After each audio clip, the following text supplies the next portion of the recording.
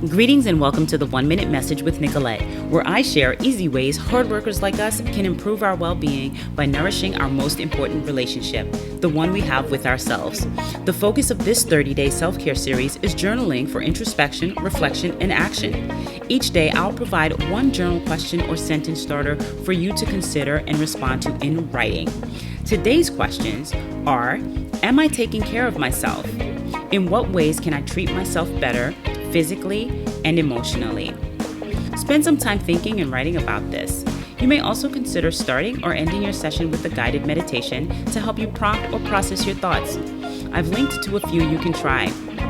I'll be back tomorrow. In the meantime, be sure to subscribe to this channel to receive the next question or sentence starter in this series. Leave a comment and let me know how it goes.